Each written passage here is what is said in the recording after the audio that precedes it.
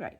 In the last video, we talked about basic integrals, looking at antiderivatives, and even started talking about what happens when we have a coefficient that might be there because of the chain rule that would have been applied during differentiation. And now we're going to look at that a little bit more formally. This is kind of for higher level, but standard level, you do have to be able to think about this. Even if you don't use the formal method, we're not going to do anything in here that's really beyond standard level. It's just a method that will become more important for more complex integrals that higher level will really have to look at. So I want you to look at the derivatives here for a second again. Remember when we had things like this, where we wanted to find the derivative of a function inside of another function that couldn't be simplified, or maybe could, but you didn't want to. In this case, like x squared plus 3x is inside the sine of x. And here cosine of x is inside the function e to something.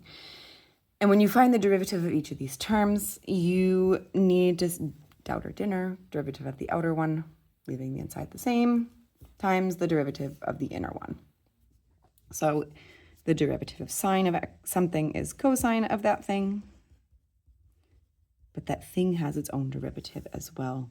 So times then 2x plus 3. Okay. And then the next one, derivative of e to the something is e to that thing.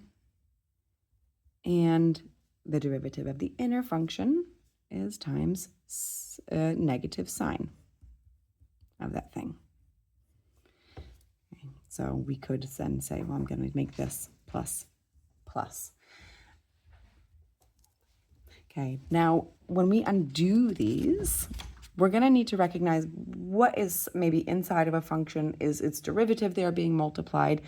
There are functions that you really can't find the antiderivative of, at least not in this way. So it does take a minute to take a look and say, like, is this an applicable method? Is it in the structure of a chain rule situation? So you can just take a look at it like you did in the previous ones that were quite simple, and maybe you can just inspect this. It's called by inspection, and see, well, like, okay, well, 2x is the derivative of x squared, so that's easy enough. But I'm going to show you a method for it that you don't just have to kind of guess and identify and see these kinds of things. What you do need to do is recognize where might be a function with something inside, and what is that derivative? Is a multiple of that derivative in this function as well? This might make more sense as I do it. So here I have this e to the x squared, and I'm going to call that u. There's no reason for u. Could be any letter, but it's always called u substitution. Now, the derivative of u with respect to x is, what is the derivative of this? The derivative is e to the x squared times 2x. Okay. Now, what you have here is you could rewrite this and say, well, I'm going to multiply that. I'm going to multiply both sides by dx. There, it's no longer here. It's over here now. Okay. And what we can do is say, well, that's du, actually. That's e to the x squared times 2x dx. That's the whole thing.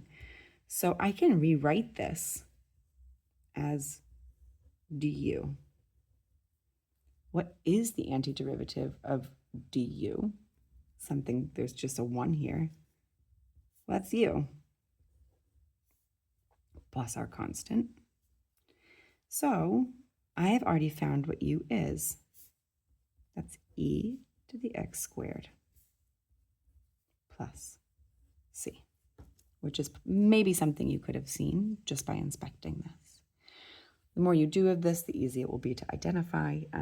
When you have more complex things, especially at higher level, it may tell you what to use for that substitution. But for now, we're really just looking, what functions are we seeing? Where is its derivative?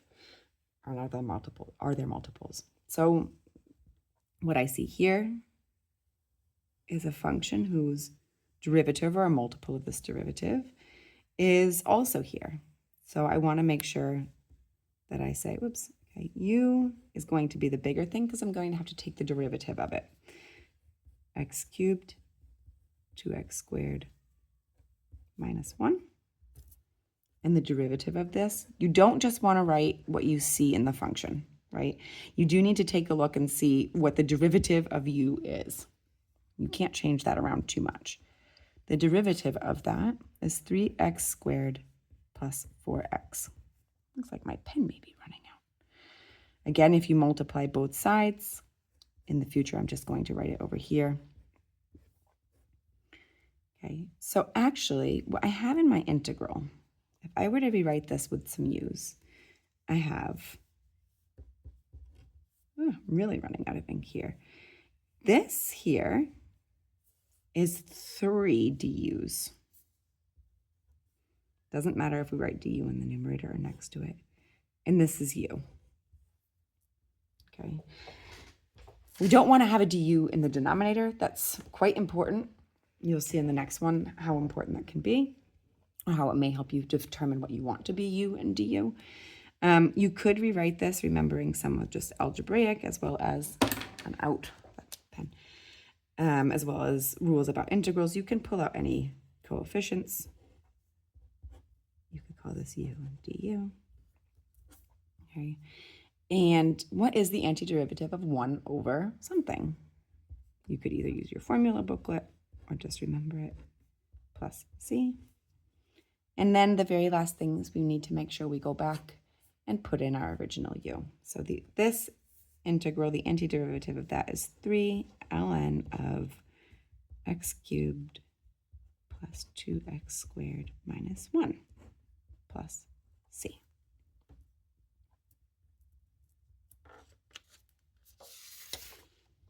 There are a few more.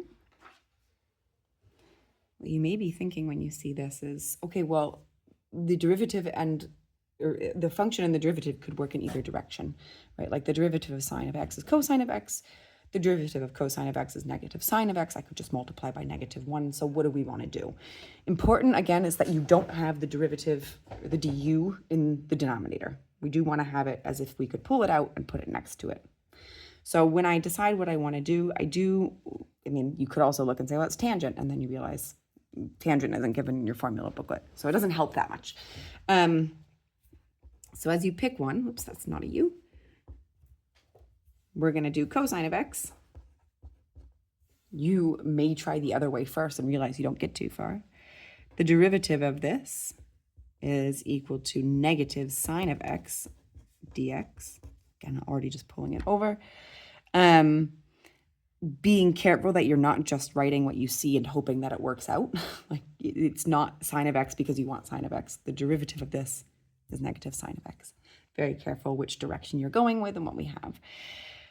So what we can do to rewrite this integral is that you have negative du, because we want a positive sign, so multiplying that by negative du over u. Or you could pull out the -1. We could also, if you'd like, put the du next to it. It might make you feel better about it. You can leave it in the numerator, that's fine. Again, it's the same thing, just fractions. So negative ln of the absolute value of u plus c, and that's just the same as what we had last time of cosine of x. Let's see. This one, again, what we're looking for is a u whose derivative, because of the chain rule, is also in here, a multiple of it. So when I identify u, I want e to the 6x. The derivative of cosine sine isn't in here, so I don't want to use it. It will be relatively easy to see after you practice for a little bit. And the derivative of u, the u dx, which I'll pull around, is 6e to the 6x because of the chain rule. Okay, here are 6e to the 6x. I only want 3e to the 6x, so this is half of du. Here's the rest over here. The dx gets replaced as well. And that's cosine of u.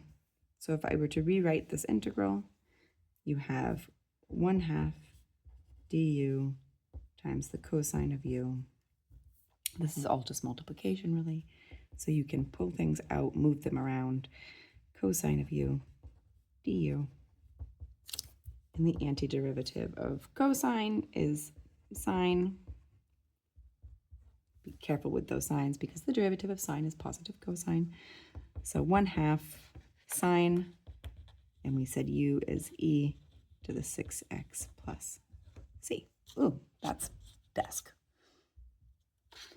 And then the last one we want to look at, you could take a look and expand all of this and not have to use any of this, but it's quite a bit quicker when you feel comfortable with use substitution to identify, well, this is a multiple. Uh-oh, doesn't work out that way. Maybe here's why it wouldn't work if I did this. I'm going to do it and then I'm going to change it so that we can actually do this together. The problem with this would be if I have this function and then I take the derivative of it. So this is my u, and du would then be 2x plus 1. This is not a multiple of my derivative. Not going to work out. But what I'll do, I'll just change that to a 1.